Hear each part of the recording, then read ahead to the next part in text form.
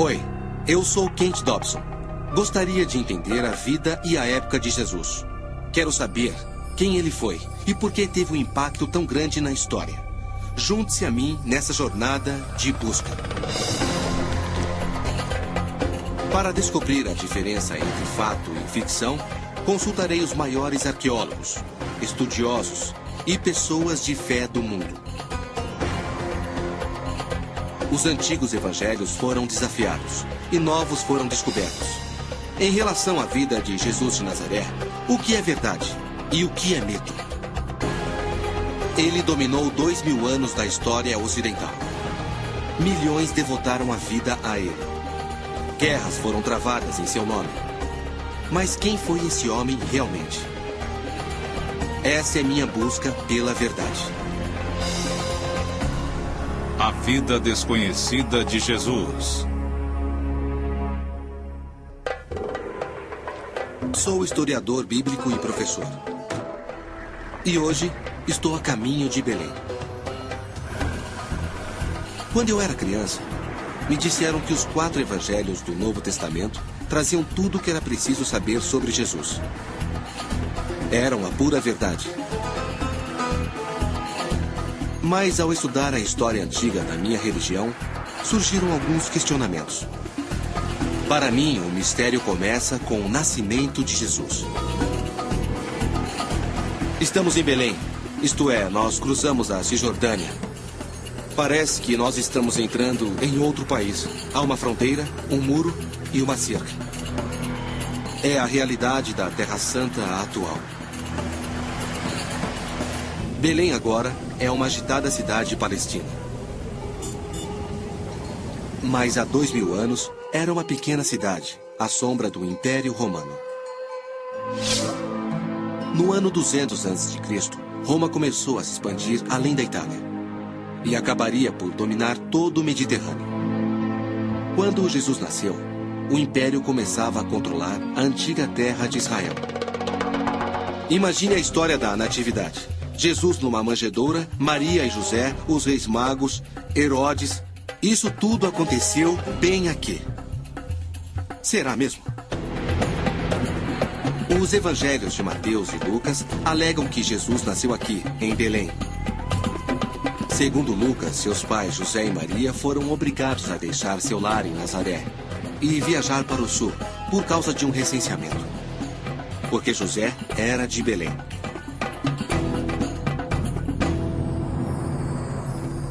Muitos dos principais estudiosos bíblicos do mundo questionam essa parte da história.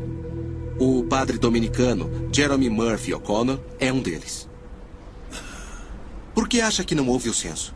Nós temos as normas do censo romano do Egito, por exemplo. E elas eram bem claras. Todos ficavam em suas casas. E por que viajar para ser contado? Você pode ser contado onde vive e trabalha. Sem falar na parte econômica completamente impossível. E quanto à data citada? Segundo Lucas, foi feito por Quirino.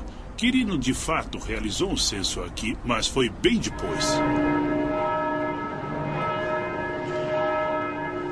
Talvez 10 anos mais tarde. E sem o censo, a família sagrada não tinha nenhum motivo para estar em Belém. Saiba que, para alguém que foi criado ouvindo essas histórias como eu, isso gera um grande conflito. A Igreja da Natividade foi construída no local exato onde, segundo a tradição, Jesus nasceu. A cena da manjedoura que vemos reproduzidas todos os anos no Natal supostamente ocorreu bem aqui. Agora, tenho minhas dúvidas. Uma das pessoas que questionou seriamente toda a história da Natividade é o famoso historiador bíblico John Dominic Crossan. O episódio da Natividade é histórico? Não. Não acho que o episódio da Natividade em Mateus ou Lucas seja histórico. Todos os detalhes são bem diferentes. Podem coincidir, mas são bem diferentes. Eu os vejo como parábola e não como história. Você acha que não aconteceu? Não. Por exemplo, Mateus considera Jesus como o novo Moisés e diz que Herodes matou todas as crianças, assim como o faraó matou as crianças no Êxodo. É uma parábola poderosa, não é história? John Dominic Cross refere-se à história que já ouvimos pelo menos uma vez. Sábios do leste preveem o nascimento do Messias e dizem ao cruel rei Herodes que nasceu o verdadeiro rei dos judeus. Então Herodes manda matar todos os bebês do sexo masculino em Belém. Chama-se o Massacre dos Inocentes. John Dominic também não acha que esse relato seja histórico, mas é uma pessoa de fé. E me questiono se a tensão entre o fato e a fé é difícil para ele. É difícil encarar essa tensão? É uma tensão da vida, a meu ver. É sim, é isso. Com toda certeza, devo confessar que nunca a considerei difícil e sim estimulante. Um dos personagens da história da Natividade que me fascina é o rei Herodes o Grande. Ele realmente existiu. Era o rei judeu que governava a província da Judéia quando Jesus nasceu. Foi durante o seu reinado que a Judéia foi lentamente engolida pelo Império Romano. Como sei que existiu? Porque está em todos os livros de história. E as ruínas de suas obras se espalham pela Israel moderna. Quero conhecer os fatos que envolvem esse rei impiedoso e seu relacionamento com Jesus. O melhor local para fazer isso se chama Cesareia. Cesareia é uma cidade portuária que Herodes projetou e construiu do nada, pouco antes de Jesus nascer. Era uma verdadeira obra-prima. O maior porto do Império Romano. Com ela, Herodes tentou criar uma mini-Roma em Israel.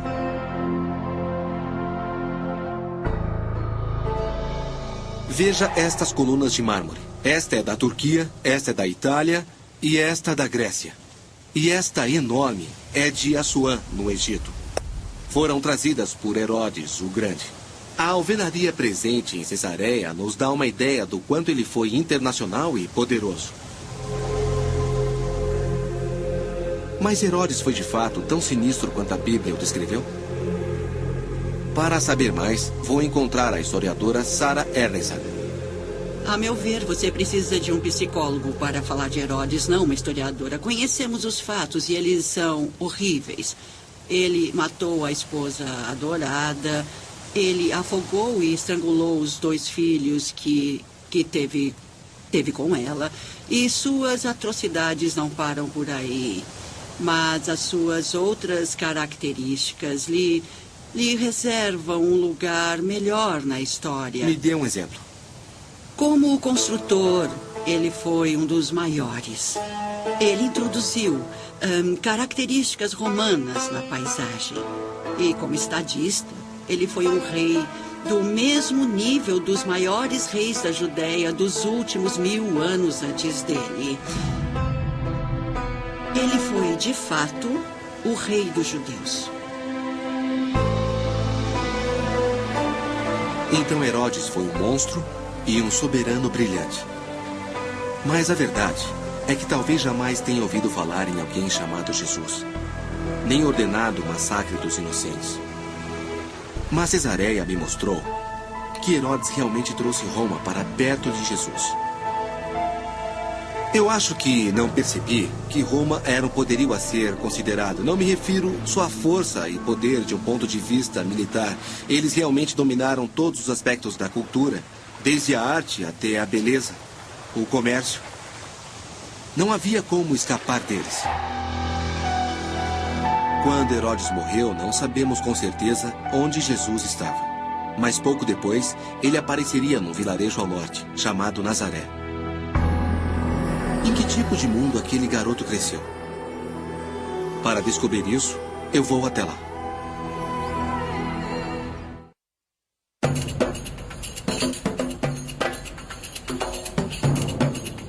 maior mistério, quando se trata de Jesus, envolve sua infância.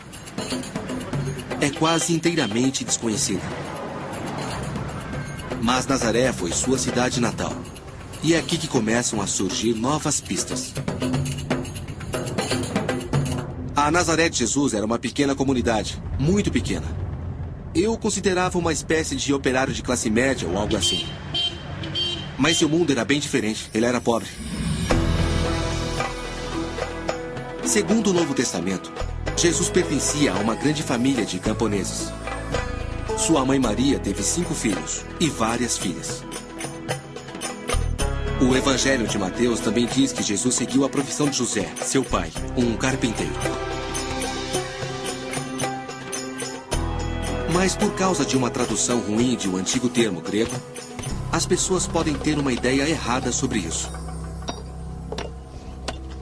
Na Bíblia, Jesus é chamado de Tecta, e muita gente concluiu que significava carpinteiro. Mas o termo significa construtor, e nessa parte do mundo constrói-se com pedra. Bem no meio de Nazaré, acharam uma pedreira antiga de 2000 anos. Dá para ver os cortes na pedra, de onde extraíam o calcário que usavam nas casas. É muito fácil imaginar que Jesus esteve aqui. José e Jesus podem ter sido pedreiros, e não carpinteiros. Isso significa que fizeram a mesma coisa que eu estou fazendo agora. Talvez até no mesmo lugar.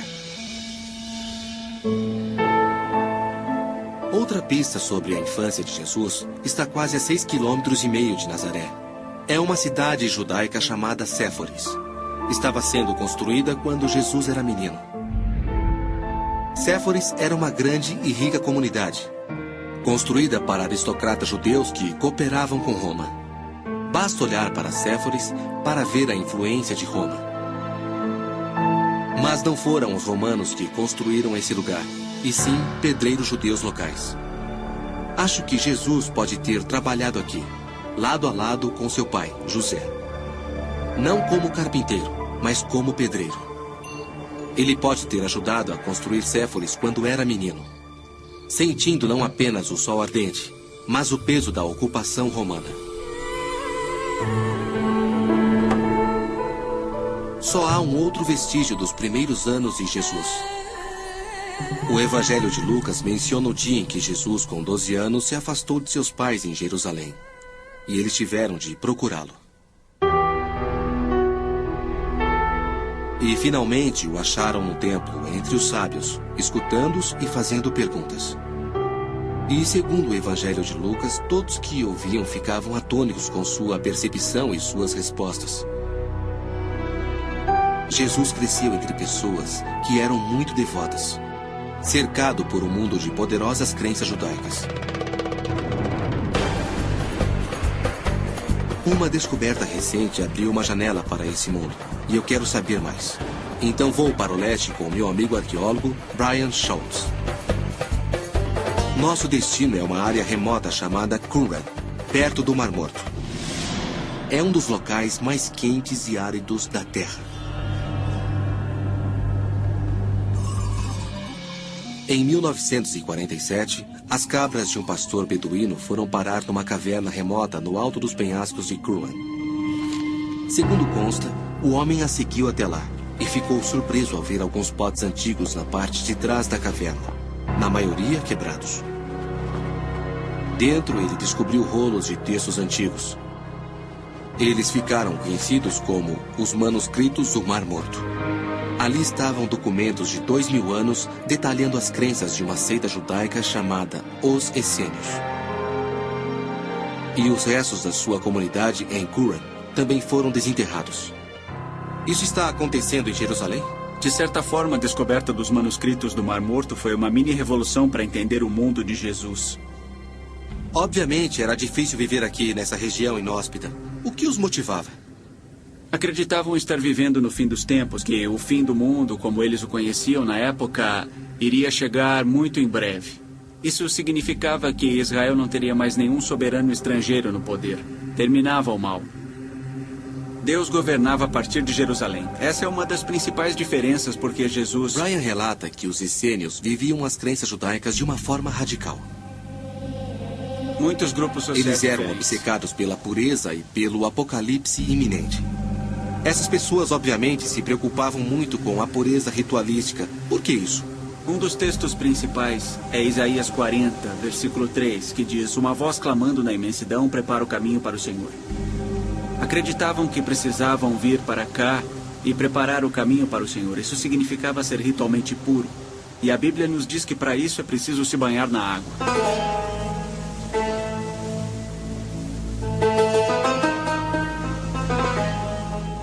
Para obter o que chamavam de água viva para seus banhos ritualísticos, eles precisavam captar as cheias sazonais.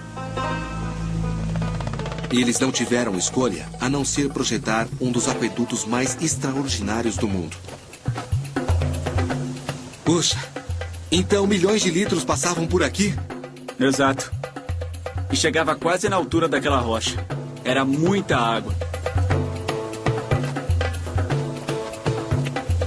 Vamos ter que rastejar para entrar no túnel. Cuidado com a cabeça. Está bem. Puxa, há locais em que os engenheiros essênios tiveram de canalizar a água através da rocha sólida para os banhos ritualísticos da comunidade.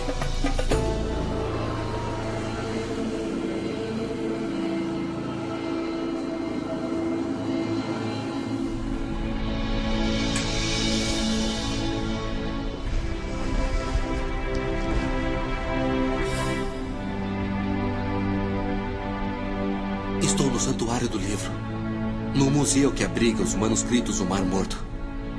Esses textos são realmente inestimáveis, pois nos revelam algo do mundo judaico do primeiro século, de onde veio Jesus. Mas foi isso que inspirou Jesus? Teria sido ele um essênio? Para mim, a evidência dos pergaminhos revela que não era. A maioria dos textos é da Bíblia hebraica, essencialmente igual ao Antigo Testamento cristão. Também há registros detalhados das regras da comunidade. O que todas elas tornam claro é que os essênios eram uma seita judaica rígida e conservadora, que não permitia intrusos. Esse fato e suas obsessões apocalípticas os fazem parecer bem diferentes de Jesus. Era uma grande parte do mundo dele, mas de alguma forma não o envolvia. Ainda preciso descobrir o que transformou Jesus no que ele era. Para saber mais, estou a caminho do lugar onde ele viveu, ensinou e proferiu uma mensagem original e revolucionária.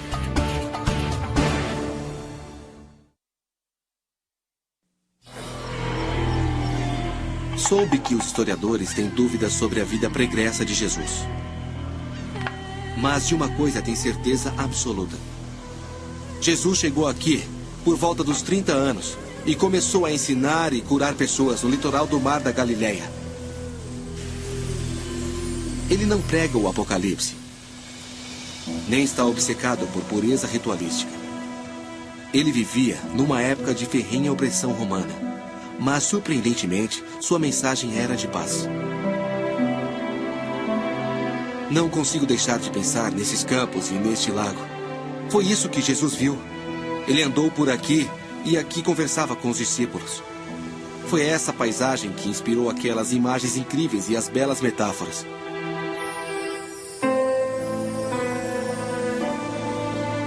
Jesus deixou sua marca no mundo como curandeiro e profeta. Suas palavras sensibilizavam as pessoas à sua volta.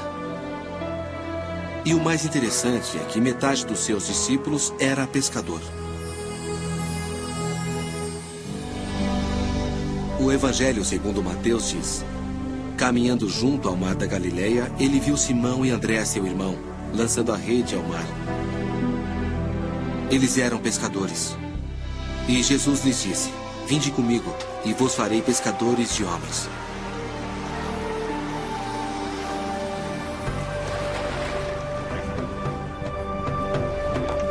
Essa conexão sempre me intrigou.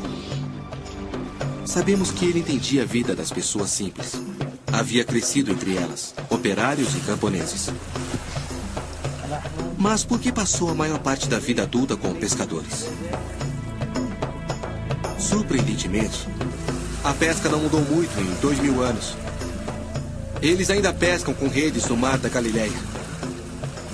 Que barato. Jesus disse que o reino de Deus era como uma rede lançada à água. Ao ser puxada, ela traz todo tipo de peixe. Aí separamos os peixes bons dos ruins. Jesus foi um grande professor, não há dúvida. E parte disso se deve ao uso de imagens simples do dia a dia que qualquer um podia entender. Fosse ele rico ou pobre.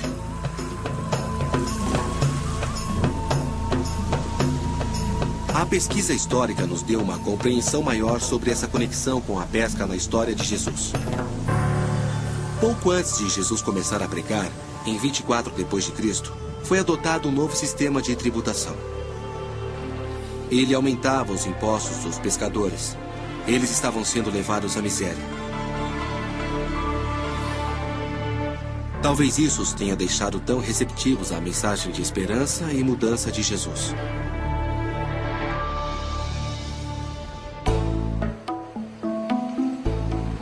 Um achado recente nos deu uma percepção ainda maior. Moshe Lufan e seu irmão Yuval são pescadores do Mar da Galileia. Em janeiro de 1986, houve uma seca e o nível do mar baixou, revelando algo que estivera oculto durante séculos. Fale-me sobre o dia em que acharam o barco. Bom, vamos lá. O meu irmão Moshe e eu nascemos aqui, perto da água. Meu pai é pescador e nós somos a segunda geração de pescadores. Quando nós éramos crianças, nós sempre brincávamos no Mar da Galileia. Um dia nós vimos um prego. Um prego? Um prego romano. Após 20 centímetros, vimos outro e mais outro. Nós limpamos o local, vimos a madeira e dissemos, uau, achamos um barco. E logo soube que era um barco. Sim, e aí nós começamos a pular e a dançar e de repente eu vi que surgiu no céu um grande arco-íris. Surgiu um grande arco-íris quando vocês olhavam o barco.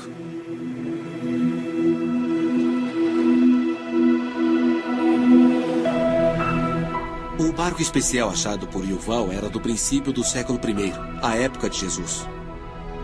E até a descoberta, ninguém realmente sabia como eram os barcos pesqueiros dos apóstolos. O arqueólogo marítimo Shelley Westman estava encarregado da escavação. Esse barco foi achado nos arredores de Migdal, o lar de Maria Madalena, Maria de Migdal. Quantas pessoas cabiam neste barco? Flávio Joséfo, um historiador judeu do século I d.C., fala sobre esses barcos e várias vezes mencionou que acomodava 15 pessoas. Lembre-se que as pessoas eram menores naquela época. A altura média de um homem judeu girava em torno de 1,60 m. Então é possível imaginar que Jesus e os 12 apóstolos... Se quisesse navegar com os 12 apóstolos, ele poderia. A datação isotópica mostrou que o barco foi construído na época do nascimento de Jesus. Provavelmente já navegava no lago no período em que ele viveu. Quem você acha que usava este barco? Bom, eu acho que Jesus trabalhava com esse barco. Ele levava paz a toda essa área aqui. Puxa, acho que nunca saberemos. Eu sei lá. Quem sabe? Mas até que ponto a mensagem de Jesus era pacífica? É fácil imaginar Jesus durante seus anos de pregação aqui na Galileia, em belas cenas pastoris, pescando no barco com os discípulos ou comendo na casa das pessoas. Mas é importante lembrar que este era um local de intensos sentimentos políticos. E Jesus falava sobre um reino alternativo. Havia revolta e rebelião no ar. E Jesus era parte disso.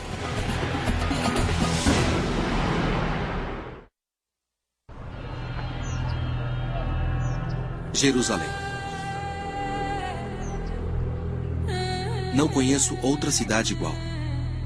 Tão bela e tão destroçada por séculos de conflitos políticos e religiosos. Estou no Monte das Oliveiras, Segundo os evangelhos, Jesus entrou em Jerusalém no domingo de Ramos. Mas a cidade que ele viu era bem diferente da que vejo hoje. A Jerusalém dele era uma Jerusalém de antes do cristianismo, antes do Islã.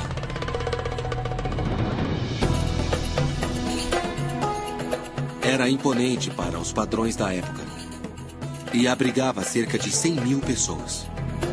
No centro da cidade estava o coração simbólico de todo o judaísmo, o grande templo, o mais sagrado de todos. Os romanos saquearam Jerusalém e destruíram o templo no ano 70 depois de Cristo, apenas 40 anos após a morte de Jesus. Atualmente, tudo que resta é a muralha externa, que costuma ser chamada de Muro Ocidental ou das Lamentações. Os fiéis vêm aqui para lembrar e rezar. É um dos locais mais sagrados da Terra.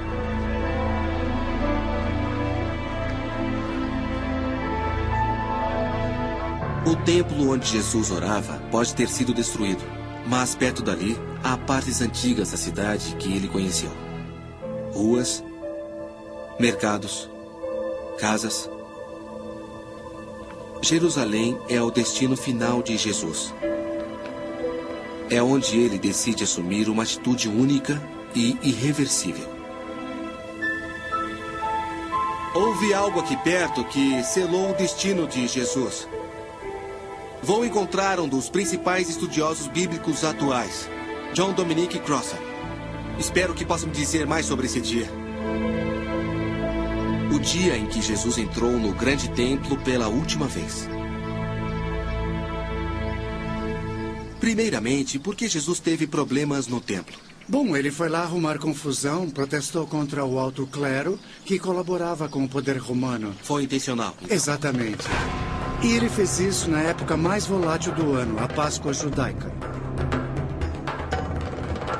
O Novo Testamento diz: ao chegar em Jerusalém, Jesus entrou na área do templo e começou a expulsar os que compravam e vendiam ali. Ele virou as mesas dos cambistas e as bancas dos que vendiam pombos.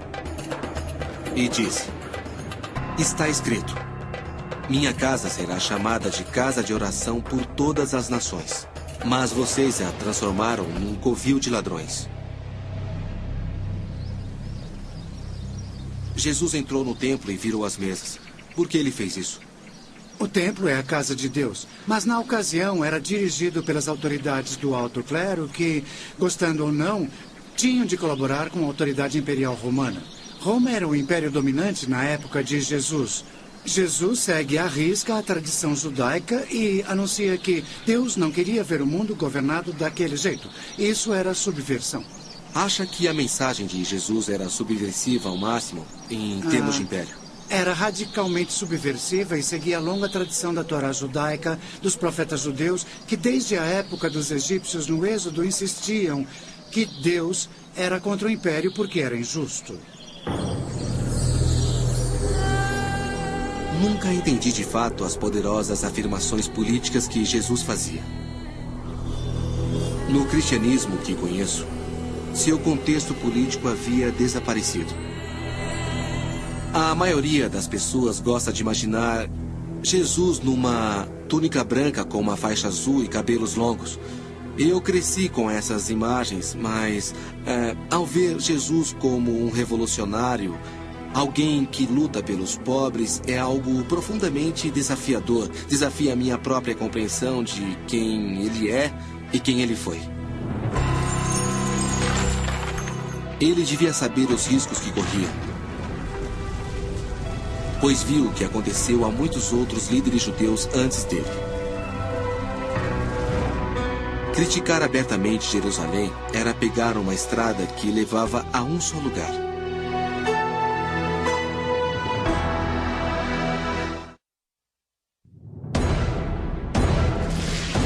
Alguns dias após Jesus repreender o alto clero no templo, eles pediram o seu julgamento a Roma.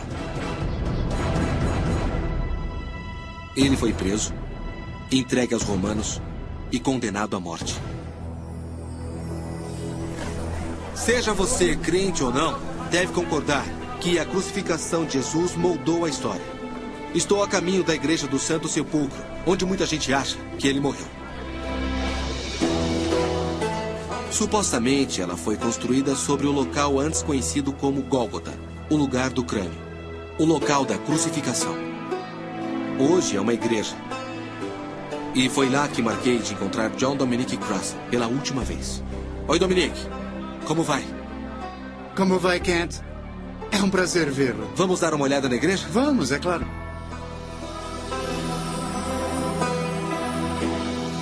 Há 17 séculos, os peregrinos vêm aqui, em busca de um contato com a vida do homem que veneram como seu salvador. Perto da porta, eles esfregam água de rosas sobre a pedra onde dizem que seu corpo ficou.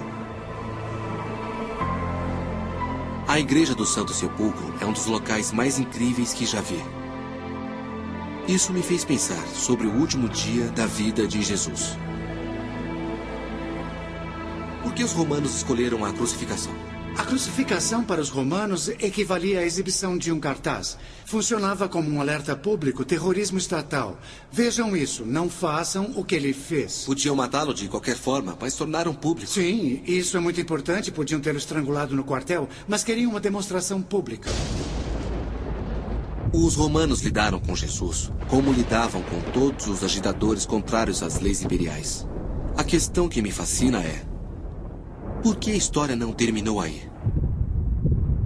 Porque os seus discípulos se ligaram apaixonadamente à sua memória. Vamos considerar as semanas e os meses após a morte de Jesus. Como essa comunidade sobreviveu? A questão é que Jesus dissera a eles, antes de morrer, que nada dependia dele, que o reino de Deus não era um monopólio. Porque eles faziam parte dele. Exatamente. Já haviam sido investidos desse poder. E então, de forma lenta, mas contínua, durante algumas décadas de tradição oral, eles começaram a escrever. E a decisão crucial foi escrever, porque os escritos permanecem. Os membros desse culto judaico dissidente agora eram chamados de cristãos. E suas comunidades surgiam por todo o Império Romano. Elas se espalhavam tão depressa e tão longe que, até hoje, surgem novas concepções sobre Jesus em locais bem inesperados. Vou para um local chamado Nag Hammadi, no sul do Egito. É um lugar que poucos estrangeiros visitam. Mas ali houve uma descoberta arqueológica que questionou seriamente o que sabemos sobre Jesus. E eu quero muito ver isso.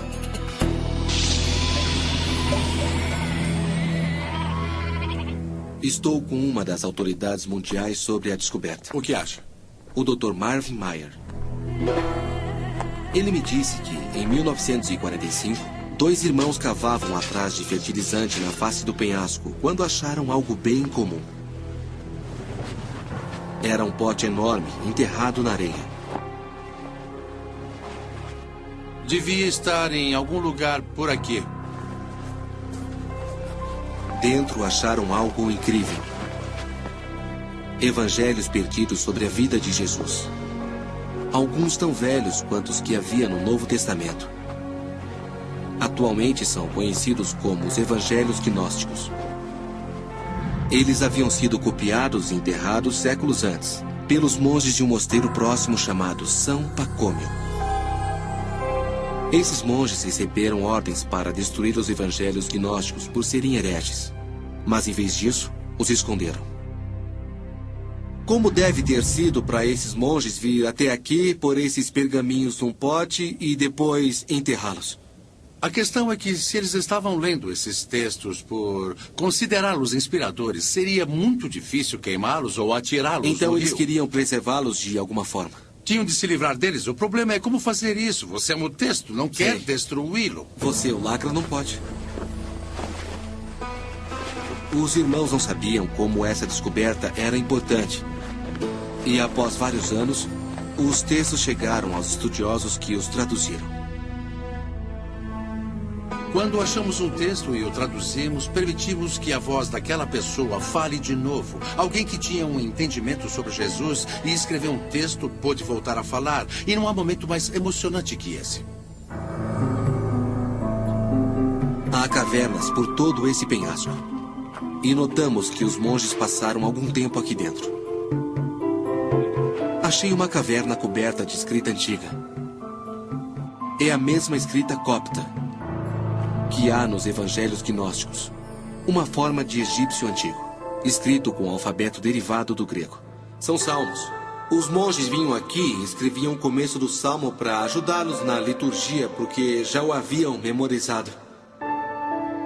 São lindos, escritos com tinta natural vermelha. É incrível.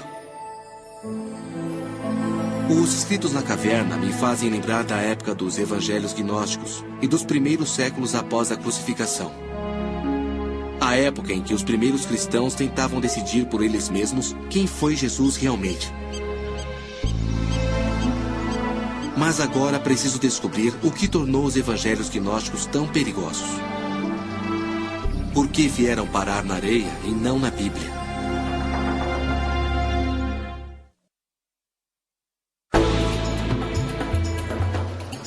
Essa é a etapa final da minha jornada.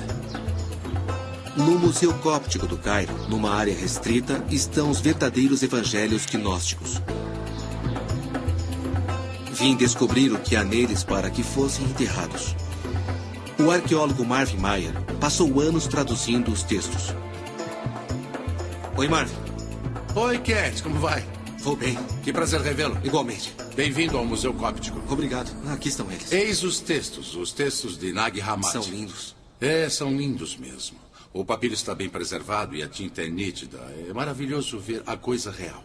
Eu estou interessado em saber o que os tornou tão perigosos, por que acabaram na areia. Bem, estes textos representam um tipo diferente de cristianismo, um tipo diferente de religiosidade em comparação ao que era aceito pela maioria dos padres e dos líderes religiosos. Na sua maior parte são textos de gnose, isto é, são textos sobre conhecimento que enfatizam o conhecimento em oposição à fé.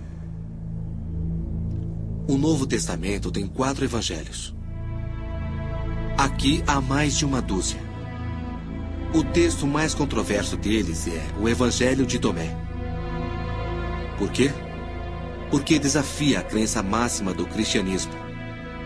Parece duvidar da divindade de Jesus. Ele diz: o reino está dentro de vocês. Quando se conhecerem melhor, verão que vocês são os filhos do Pai vivo. A ideia geral sobre Jesus encontrada no Evangelho de Tomé é que Jesus é um mestre da sabedoria, um sábio judeu, se preferir. Ele não faz nenhum milagre físico, não prevê o fim do mundo. Ao contrário, discorda dessa abordagem. Não morre pelos pecados de ninguém. Mas ele morre na cruz, não é isso? Não há nenhuma referência à sua morte. Nesse evangelho, no Evangelho de Tomé. E não ressuscitou dentre os mortos no 3º dia. Quer dizer que talvez por isso fosse chamado de Tomé, o incrédulo. Seu evangelho não insistia que Jesus era o único filho de Deus. Agora que esses documentos estão expostos, não podem ser ignorados. Mas e quanto ao seu impacto? O que eles acarretam à fé? Há mais um lugar que quero ver. No interior do deserto oriental do Egito, há uma ordem de monges cristãos que praticam um estilo de vida monástico desde o século IV. É o mosteiro de Santo Antônio. O mosteiro foi criado pelo próprio fundador do monasticismo cristão, em 356 d.C., por volta da mesma época em que os evangelhos gnósticos foram declarados hereges. Os monges jejuaram, rezaram e viveram aqui desde então. Espero que esse lugar remoto possa me ensinar como os fiéis da época e de hoje interpretam os evangelhos gnósticos. Padre Maximus. Kate Dobson. Muito prazer. Igualmente. É um belo lugar. Obrigado. Seja bem-vindo. Obrigado. O Padre Maximus é monge aqui há mais de 30 anos. Fico fascinado com seu estilo de vida. Pouco difere do modo como os monges do deserto egípcio viviam há mais de 1000 anos. Sente-se mais perto de Deus no deserto? Com toda certeza. Mas é uma vida dura, não é? É dura, mas é uma vida bonita, prazerosa. Vivendo como monge aqui, você sente a vida. Da mesma forma que os primeiros padres traduziram viver a vida, segundo a Bíblia. Uhum. Eu tiro os sapatos? Sim, eles ficam aqui. Uhum. O padre Maximus me leva até a capela do mosteiro. Uma das mais antigas do mundo. Puxa. É incrível. Todas essas pinturas. Esta é a igreja de Santo Antônio, construída no século IV. No século IV. A construção, a estrutura dessa... A capela é coberta de antigos afrescos cópticos. Alguns deles foram pintados ao mesmo tempo em que os monges de Nag Hammadi copiavam os evangelhos gnósticos. Preciso saber como esses novos evangelhos afetam um homem de fé ortodoxa como Maximus. Acha que esses manuscritos nos dizem algo sobre Jesus? Sim, disseram algumas coisas sobre Jesus, mas de uma forma errada. Como sabe, eles dizem que Jesus Cristo não foi crucificado. É incrível porque eles extraíram alguns símbolos da Bíblia e acabaram por misturar com a mitologia pagã. Bem, eles bem que tentaram combinar os dois, certo, mas não é verdade. Ou seja, podemos dizer que não são cristãos. Nós excomungamos todo e qualquer movimento gnóstico da igreja e dissemos também que não é um movimento cristão, é algo completamente diferente. Mas não há nada sobre João Batista? O padre Maximus não tem dúvidas. Os evangelhos gnósticos são uma heresia. E o cristianismo está bem melhor sem eles. Para mim, não é tão fácil assim descartá-los. Os evangelhos gnósticos parecem mais importantes que isso. Eles nos lembram que, desde o início, havia tipos diferentes de cristianismo e versões diferentes de Jesus.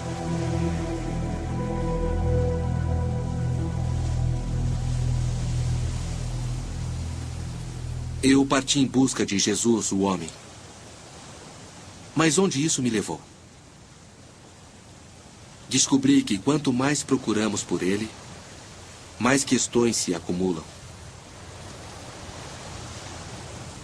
Sinto que tenho muito em comum com Tomé, que acabou sendo chamado de o incrédulo. Ele duvidou da ressurreição de Jesus. Eu também tenho questões e dúvidas sobre a Bíblia e a história de Jesus. Mas ele foi um discípulo e continuou discípulo. Eu acho que uma pessoa honesta realmente deve questionar as informações. Acredito que nem mesmo Jesus iria querer que alguém como eu parasse de fazer perguntas. Se há um passado por trás de Jesus, ele deve ser honesto. E eu quero poder conviver com isso. Será que um dia saberemos exatamente quem foi Jesus, o homem?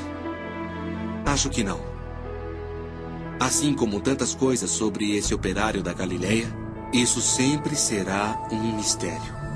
Versão brasileira DPN Santos.